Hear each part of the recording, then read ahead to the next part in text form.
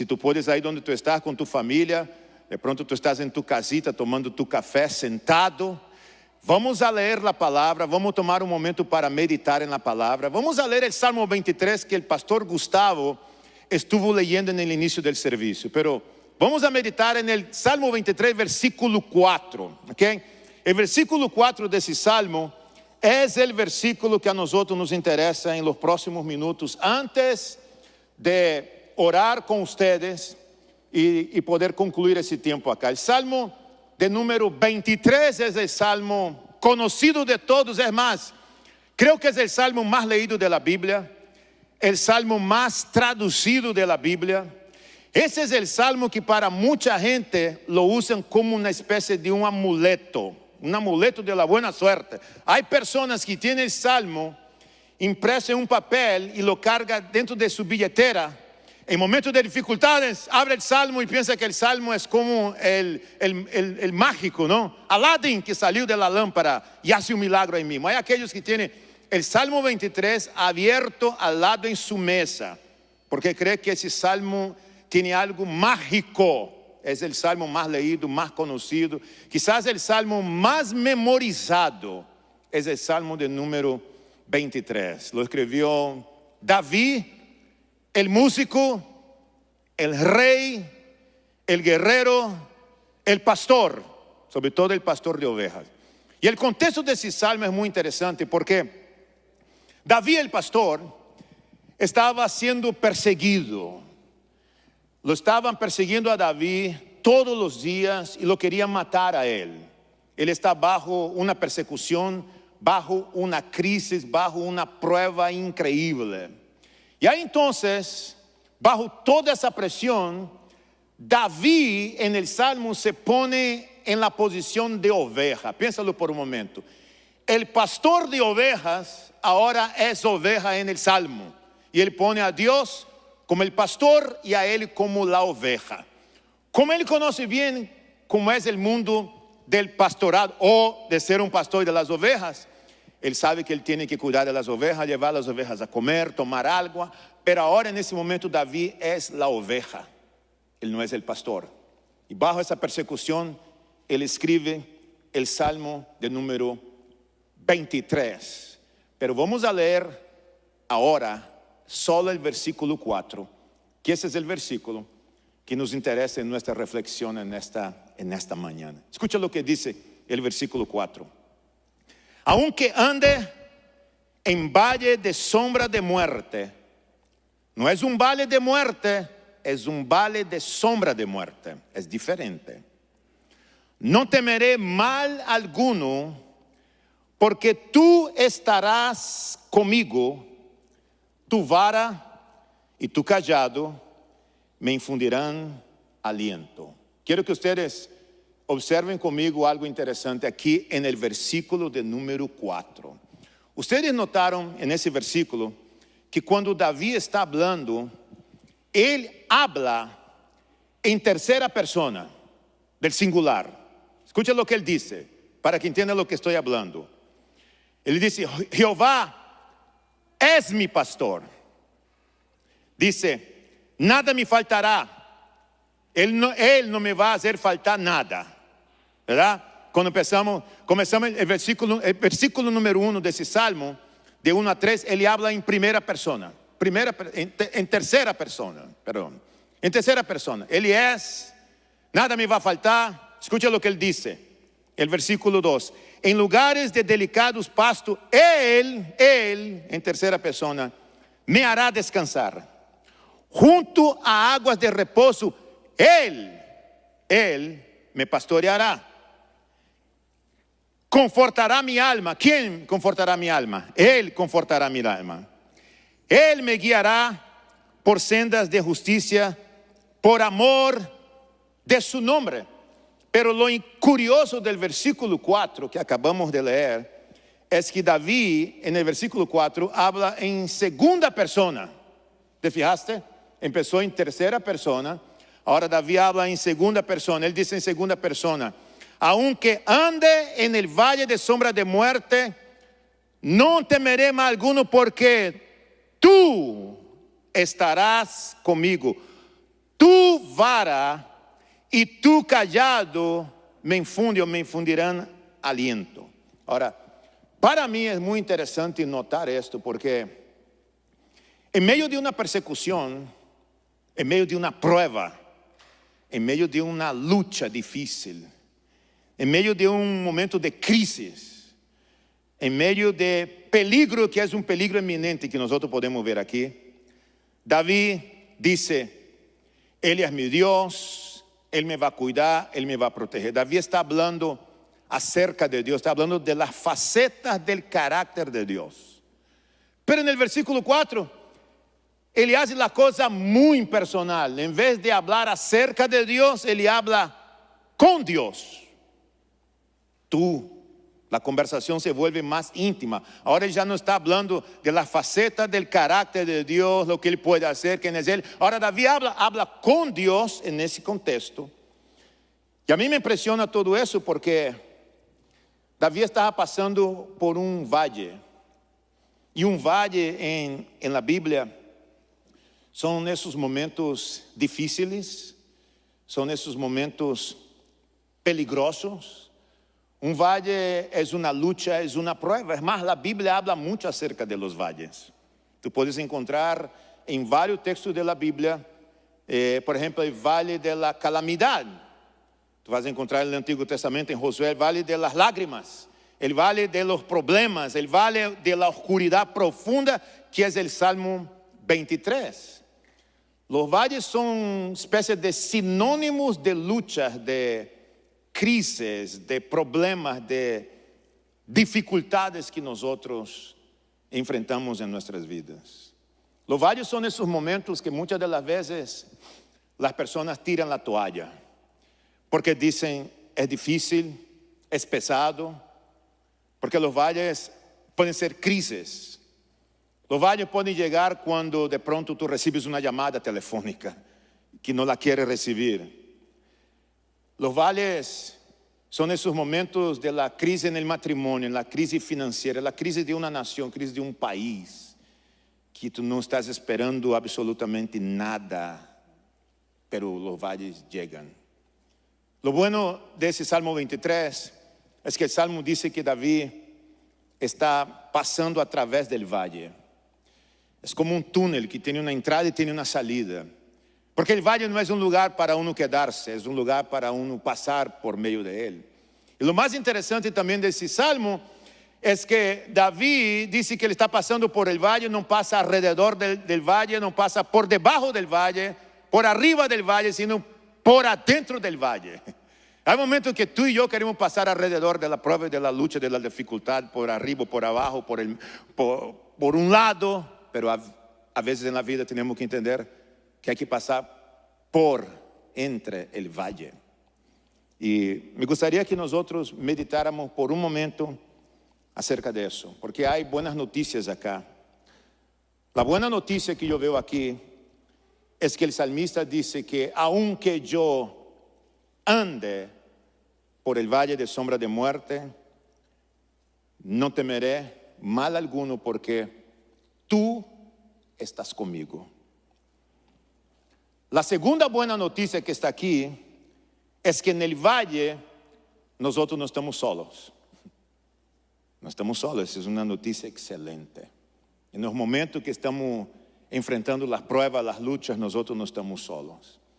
Quiero que pensemos en esta mañana, todos los que estamos conectados a través de las redes sociales, que es lo que debemos recordar mientras pasamos por esos momentos de pruebas en nuestras vidas. ¿Qué es lo que debemos recordar? Hay 4 cositas que me gustaría de mencionar a ustedes que debemos de recordar. Lo primero, cuando enfrentemos una dificultad, acuérdate de esto: las dificultades son inevitables. Las dificultades en esta vida son inevitables porque nosotros vivimos en un mundo caído, pecaminoso. Es decir, las dificultades van a suceder. No necesitas planearlas, ella va a suceder. Mientras nosotros estamos passando por este mundo e aqui no nosso lugar, essas dificuldades que são várias vão a suceder. A segunda coisa, rapidamente, que me llama a atenção aqui, é que as dificuldades da vida são imprevisíveis. Imprevisíveis. Quer dizer que tu não estás esperando e chega. Aparentemente todo está bem, de uma hora a outra todo cambia. Pudiéramos contar aqui várias experiências de situações que todo aparentemente está bem, pero de pronto cambia. Porque tu não esperas. Simple e sencillamente chega. E chega de diferentes formas, de diferentes colores, carga consigo certo medo e dolor, pero são imprevisíveis. E o interessante de ser imprevisível é que ele chega no momento que tu menos está esperando, como a situação que estamos esperando, que estamos passando hoje dia. Nadie esperava o que está passando no mundo hoje, simple e sencillamente chegou e ha chegado em los 5 continentes, por todos lados, de uma maneira imprevisível. E essa é a vida, é assim. As crises en el matrimônio, situações com nossos niños, uma enfermidade, problemas sérios, chegam. Simple e sencillamente chegam. Os valles são imprevisíveis. É tão incrível pensar em todas as coisas que está passando no mundo hoje, com essa crise que nós estamos enfrentando, que a gente está tão angustiada, tão desesperada.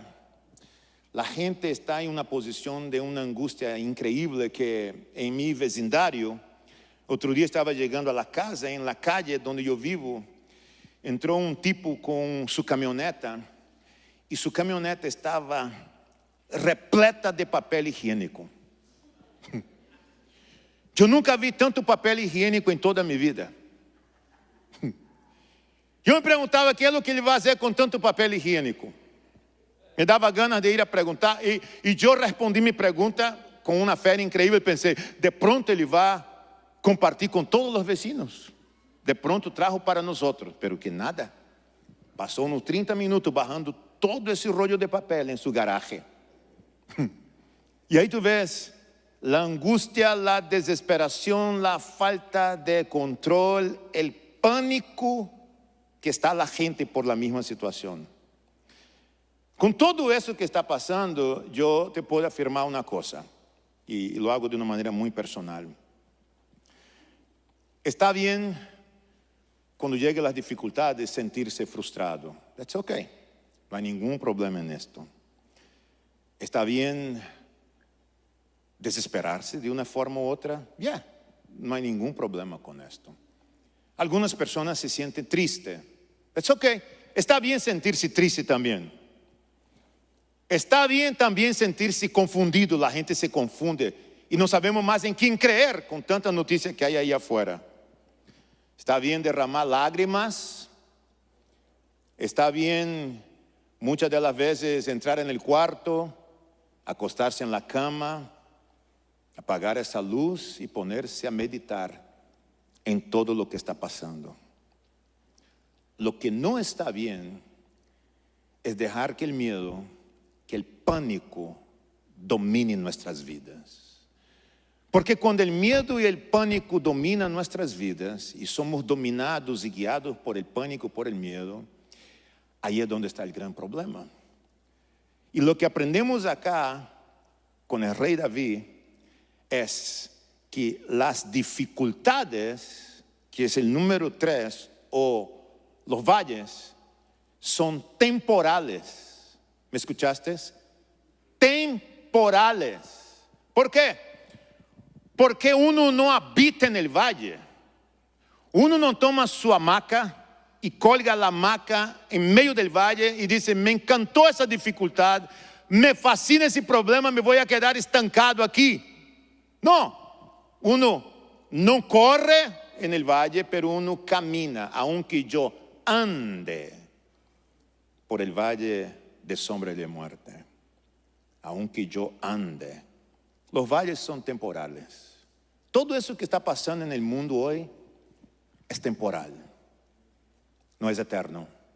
es solo por un momento. Las dificultades, las crisis, los problemas, las luchas que tú y yo enfrentamos, es por un momento. Todo va a pasar. Todo se va a ir. No se va a quedar para toda la vida. El número 4, acerca de las dificultades, los valles, es que toda dificultad y todo valle tiene un propósito. Tiene un propósito. Cada vez que tú estés pasando por una dificultad, y digo a todos los que están escuchándonos, los jóvenes, los matrimonios, aquellos que tienen sus hijos que crecieron y ya se fueron, si tú eres una mamá soltera y me estás escuchando, todos nosotros tenemos que entender que toda dificultad, cada lucha, cada prueba tiene un propósito. Tiene un propósito.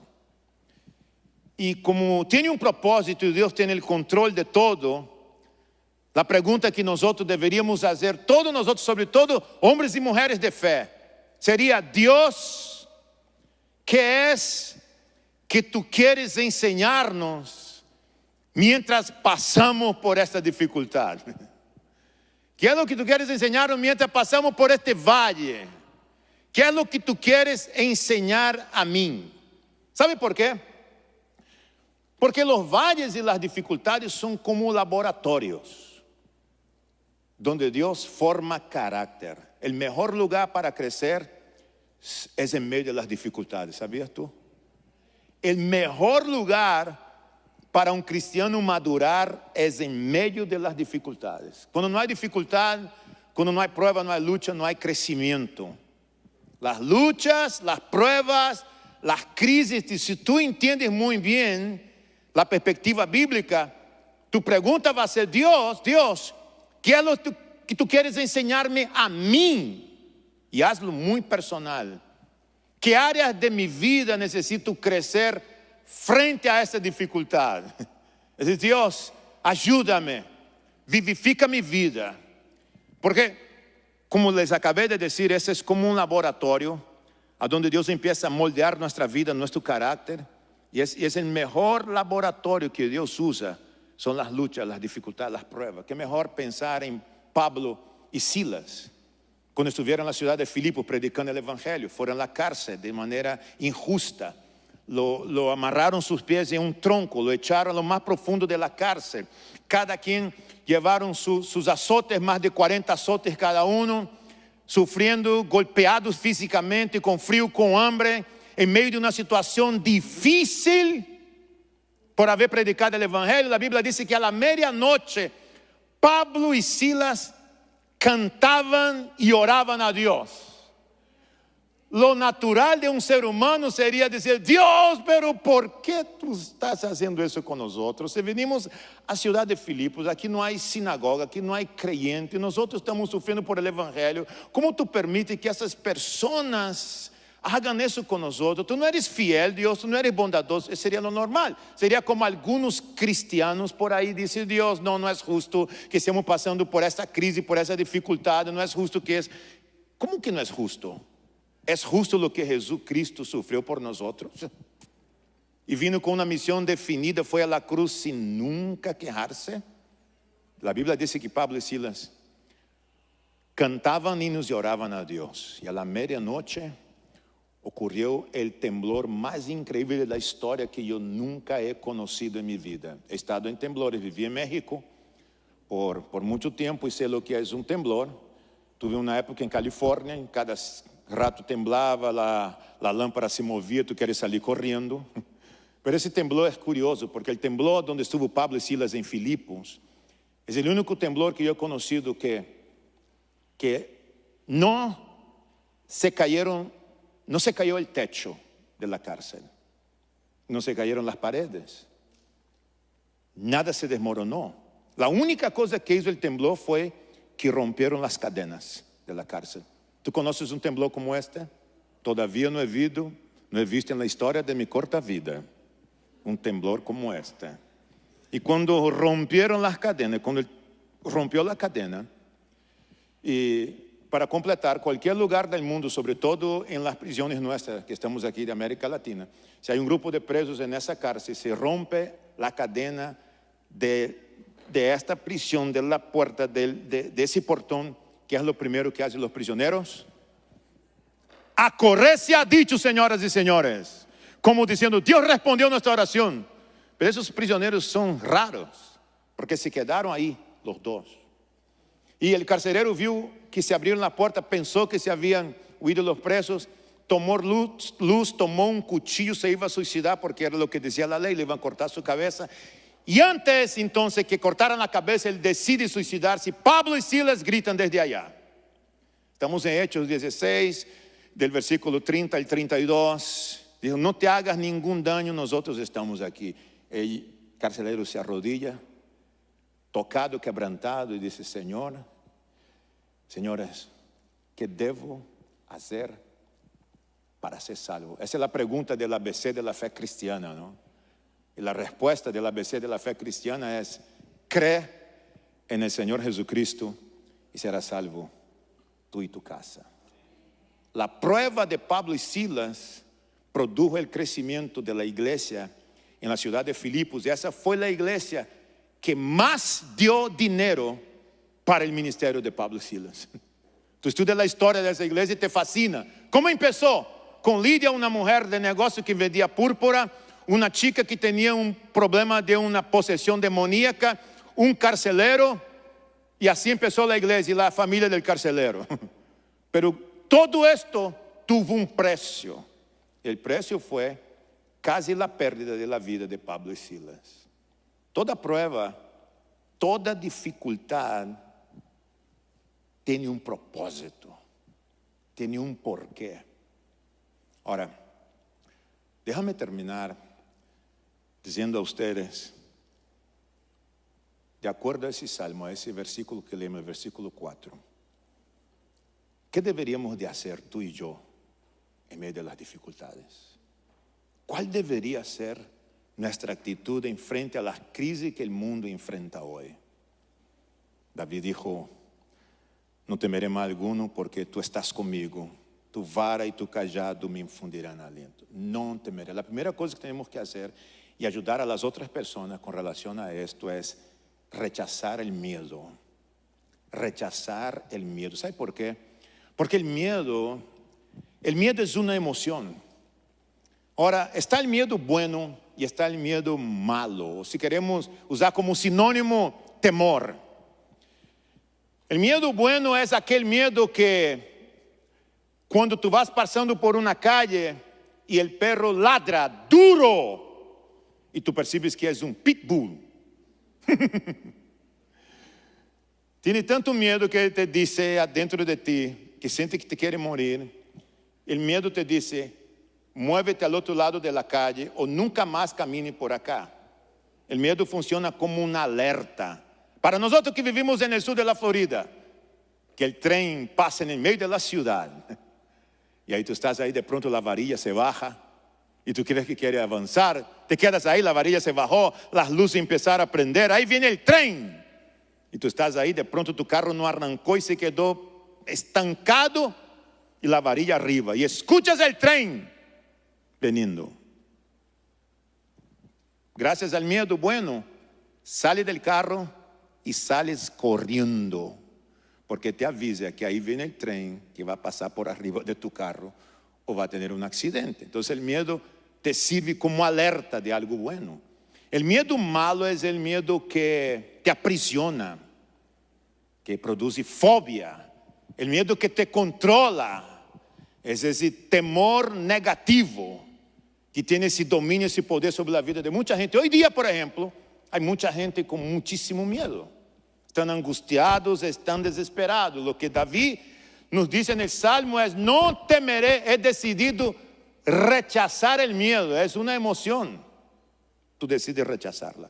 La segunda cosa que tenemos que hacer es recordar que Dios está con nosotros. Dice, recuerda que Dios está contigo. Y dice David, tú estás conmigo. Tu vara y tu cajado me infundirán aliento. Dos instrumentos muy importantes para un pastor: la vara y el callado. La vara para defenderse de los peligros de los animales, defenderse de las bestias. El callado, con esa curvecita que tiene, trae las ovejas. Es más íntimo, va a la búsqueda, lo trae. Dos herramientas. Y David dijo esto: tu vara y tu callado me infundirán aliento. La otra cosa importante, mis hermanos, es confiar en la protección y la dirección de Dios. No hay cosa más increíble que en medio de la dificultad tú puedes confiar que Dios te protege y que Dios te cuida. Déjame leer a ustedes lo que dijo el pastor Rick Warren de la iglesia Saddleback allá en California. Él dijo en una ocasión: cuando ustedes estén pasando por los valles de la vida, lo que le asusta no son los valles, sino las sombras. Escucha lo que él dice: en la oscuridad solo ve sombras, dice él, en la pared del valle. En la oscuridad solo ve sombra en la pared del valle. David decía: cuando anda en el valle de sombra de muerte, no dice valle de muerte. Cuando ando por el valle de sombra de muerte, no dice en el valle de muerte, sino sombra del valle de muerte. Y él dice, algún día va a aparecer una sombra en tu vida, y tú puedes estar seguro, cuando eso suceda, debes recordar o saber algo importante: es solo una sombra que refleja en la pared. Y Rick Warren dice que esas tres cosas son importantes. Las sombras siempre son más grandes que la realidad.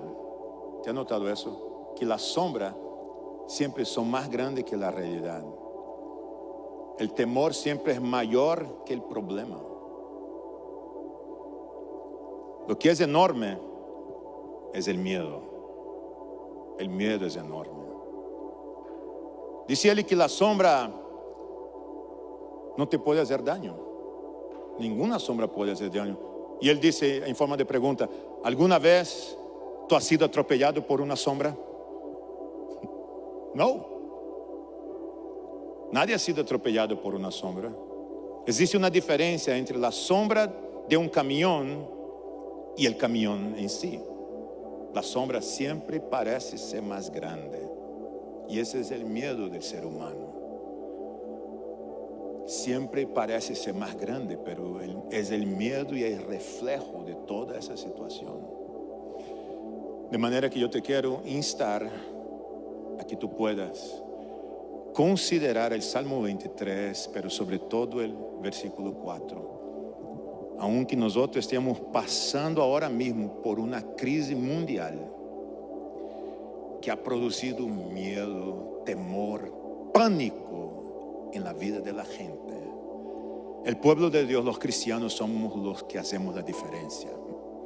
Porque Jesús dijo que somos la sal y la luz del mundo. Y los cristianos somos lo que nosotros que debemos dar ejemplo a los demás. Piénsalo conmigo por un momento. Aunque yo ande por el valle de sombra de muerte, no temeré mal alguno, porque tú estás conmigo. Déjame orar con ustedes. Señor, gracias te damos por ese tiempo, por tu palabra. Yo oro por consuelo en la vida de aquellas personas. Oramos por protección. Oramos para que podamos colocar nuestra fe en ti. Oro por los cristianos, hombres y mujeres maduros, que pueden entender la razón, el propósito detrás de una crisis, detrás de un valle, detrás de una dificultad. Ayúdanos a no tener miedo de la sombra, porque la sombra exagera, ella no es la realidad. Ayúdanos a tener en nosotros el temor de Jehová, que es el principio de la sabiduría. Te damos gracias, Dios, y te alabamos, te glorificamos en tu nombre.